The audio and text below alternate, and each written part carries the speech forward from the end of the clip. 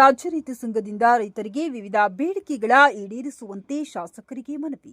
ವಿಜಯನಗರ ಜಿಲ್ಲೆ ಕೂಡ್ಲಿಗಿ ಪಟ್ಟಣದ ಪ್ರವಾಸಿ ಮಂದಿರದಲ್ಲಿ ಕರ್ನಾಟಕ ರಾಜ್ಯ ರೈತ ಸಂಘ ತಾಲೂಕು ಘಟಕದಿಂದ ಕೂಡ್ಲಿಗಿ ಕ್ಷೇತ್ರದ ಶಾಸಕರಾದ ಎನ್.ಟಿ. ಶ್ರೀನಿವಾಸ್ ರವರಿಗೆ ಕೂಡ್ಲಿಗಿ ತಾಲೂಕಿನ ರೈತರ ಕುಂದುಕೊರತೆಗಳನ್ನು ಬಗೆಹರಿಸುವ ಕೊಡುವುದರ ಬಗ್ಗೆ ಮನವಿ ಪತ್ರವನ್ನು ನೀಡಲಾಯಿತು. ತಾಲೂಕು ಅಧ್ಯಕ್ಷರಾದ ಎನ್. ರಮೇಶ್ ಹಾಗೂ ರಾಜ್ಯ ಕಾರ್ಯದರ್ಶಿಯಾದ ವೀರಸಂಗಯ್ಯ ಇವರ ನೇತೃತ್ವದಲ್ಲಿ ಕೂಡ್ಲಿಗಿ ತಾಲೂಕಿನ ರೈತ ಸಂಘದ ಪದಾಧಿಕಾರಿಗಳು ಮನವಿ ಪತ್ರವನ್ನು ನೀಡಿದರು.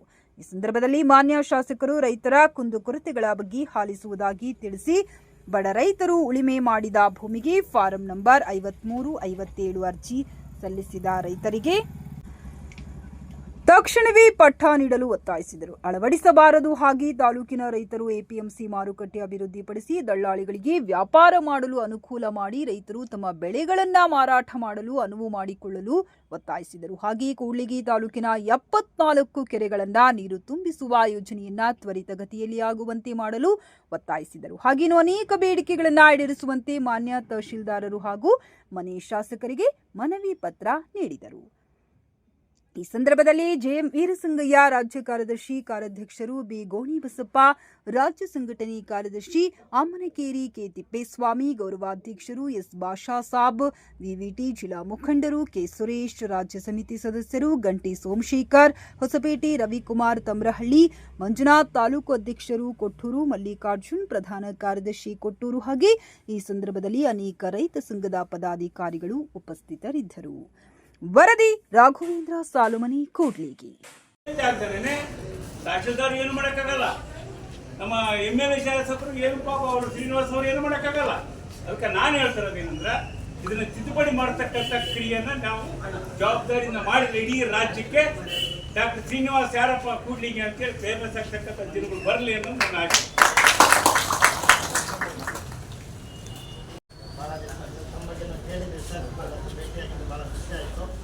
ಮತ್ತು ಈಗ ಏನೋ ತಾವೆಲ್ಲ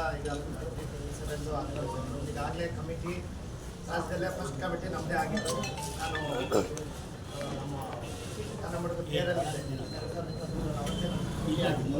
ಕಮಿಟಿ ಆಗಿ ಎಲ್ಲ ಆಗಿದೆ. ಆದರೆ ತಾವು ಸರ್ಕಾರ ಮಟ್ಟದಲ್ಲಿ ಮಾನ್ಯ ಕೃಷಿ ಸಚಿವರು ಕೆಲವು ಗೈಡ್ಲೈನ್ಸ್ ಏನು ಗೋಮಾಳಕ್ಕೆ ಫಿಕ್ಸ್ ಆಗಬೇಕು ಯಾಕೆಂದರೆ ದನಕರುಗಳಿಗೆ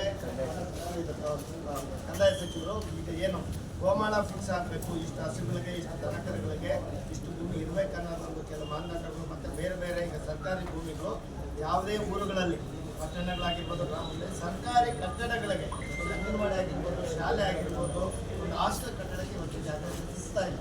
ಇಲ್ಲೇ ನಮ್ಮ ಕೂಡ್ಲಿಗೆ 1 ವರ್ಷದಿಂದ ಅನುದಾನ ಬಿಡುಗಡೆಯಾಗಿ ನಾವು ಭೂಮಿ ಪೂಜೆ ಮಾಡೋಕ್ಕಾಗ್ತಾ ಇಲ್ಲ. ಆ ಥರ ಪರಿಸ್ಥಿತಿಗಳಿರೋದ್ರಿಂದ ಅವರು ಸ್ವಲ್ಪ ಸಾಧಕ ಬಾಧಕಗಳನ್ನು ಚರ್ಚೆ ಮಾಡಿ ಒಂದು ನಿರ್ಧಾರಕ್ಕೆ ಬಂದಿದ್ದಾರೆ. ಆದರೆ ನಾನು ಈ ವಿಷಯದಲ್ಲಿ ಸರ್ಕಾರದ ನಿರ್ಧಾರಗಳೇನೇ ಇದ್ದರೂ ಕೂಡ ನಾನು ಈ ವಿಷಯದಲ್ಲಿ ಅಕ್ರಮ ಸಕ್ರಮ ವಿಷಯದಲ್ಲಿ ನಾನು ನಮ್ಮ ತಾಲೂಕಿನ ಬಡ ರೈತರ ಪರವಾಗಿ ಈ ನಿಟ್ಟಿನಲ್ಲಿ ಈ ಸಂದರ್ಭದಲ್ಲಿ ಹೇಳ್ತೀನಿ. ನಾನು ಇದ್ರ ಬಗ್ಗೆ ಈಗಾಗಲೇ ಪ್ರಶ್ನೆ ಕೂಡ ಮಾಡಿದ್ದೀನಿ, ಮತ್ತೇನೂ ಪ್ರಶ್ನೆ ಹಾಕಿದ್ದೀನಿ ಮಾನ್ಯ ಕಂದಾಯ ಸಚಿವರಿಗೆ, ಮಾನ್ಯ ಮುಖ್ಯಮಂತ್ರಿಗಳಲ್ಲೂ ಕೂಡ ನಾನು ಹೋದ ವಾರ ನಮಗೆ ಒಂದು ಪ್ರತಿ ಜಿಲ್ಲಾ ಉಸ್ತುವಾರಿ ಸಚಿವರೊಂದಿಗೆ ಪ್ರತಿ ಜಿಲ್ಲಾ ಕಾಂಗ್ರೆಸ್ ಶಾಸಕರ ಜೊತೆ ಮುಖ್ಯಮಂತ್ರಿಗಳಿಗೆ ಒಂದು ವಿಶೇಷ ಸಭೆ ನಡೀತು.